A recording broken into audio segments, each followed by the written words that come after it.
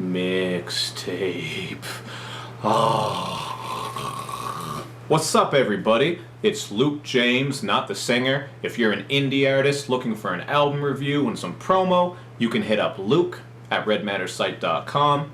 And what I have for you boys and girls today is my review for Puff Daddy, not P. Diddy, no, he's back to Puff Daddy now. This is my review for Puff Daddy's new mixtape, MMM, or Money Making Mitch.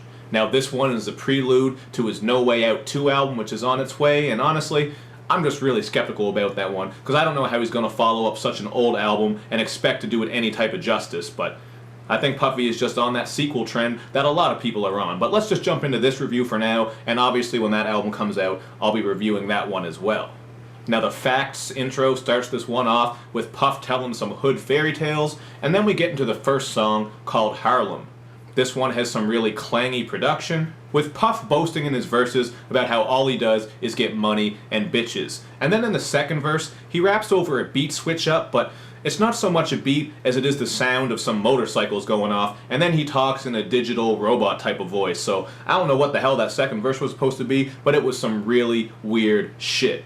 The song then ends with a verse from Jizzle, and the verse is just very forgettable, and I have no clue who Jizzle is, but I hope he's not supposed to be Puff Daddy's new, big, up-and-coming bad boy artist, because if he is, I'm not too impressed here, because he didn't bring much on this mixtape that makes him stand out, including his verse on the song You Could Be My Lover. This one actually has some really nice slap bass funky production and some cool vocals from Ty Dolla $ign, and in his verses, P. Diddy, god damn it, Puff Daddy, is rapping about having cash in his wallet and bringing drugs to the party. So obviously I didn't go into this mixtape expecting some great quality content, but all the stuff that's going on here is just very typical to the point that it's boring. Take for example the last two songs featuring French Montana. There's Blow a Check and Money Ain't a Problem. Both of these are just your typical bangers about money and hustling, so there's nothing here that's out of the ordinary, but they definitely work for those banger purposes. And the song All or Nothing works for those purposes too, because again, it has a banging beat with some deep rumbling bass, but then we just get a typical verse from French Montana, and Wiz Khalifa is rapping about weed and pussy. So again, nothing too exciting, but these tracks are alright for what they are, mostly because of the production. There's just not much to get excited about when it comes to Wiz Khalifa verses these days, but now Mia Khalifa, on the other hand, or maybe the other hand, I guess it depends on which one you use, that might be another story, but it's a sticky situation. I don't want to talk about it. But the best two tracks to me are by far Everyday and Auction. Everyday has some great verses from Jadakiss, Styles P, and Pusha T, and then Puff comes through on the second verse with some amateur sounding shit. And I don't know who it is that wrote his verses on this mixtape, but his dull delivery definitely doesn't help. And it's not that we think Puff is a fantastic rapper, it's not like we expect him to come through with those fire bars, but man, he just ruins a lot of these songs, and if he doesn't ruin them, he definitely doesn't make them better. If you took him off a lot of these songs and replaced them with someone else who was even just decent or a little bit better, this mixtape would have been a lot better, but I mean, hey, that's why it's a Puff Daddy mixtape, because Puff is on it, so meh.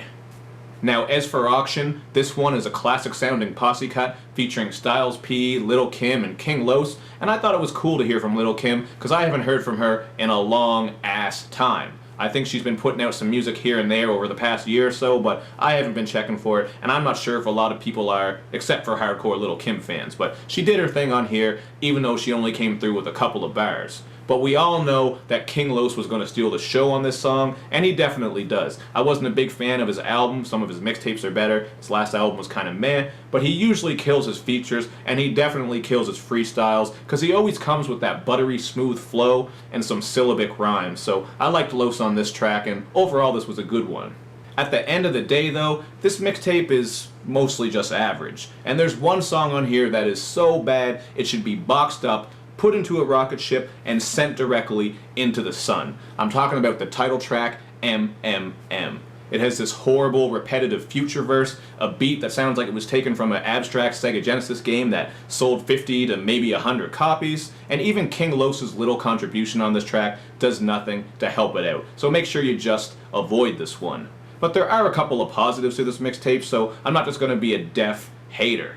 There are some quality beats on here, and some of the guest verses are nice, including Big Sean and Travis Scott, who come through on the song Workin', which is just another hustle anthem. Nothing amazing, but it's a pretty cool song, and it's not all out trash, if you ask me. I especially thought Travis Scott sounded great on that production.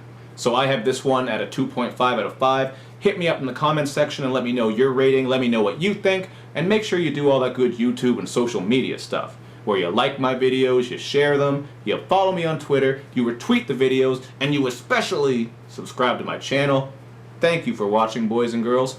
I'll see you next time.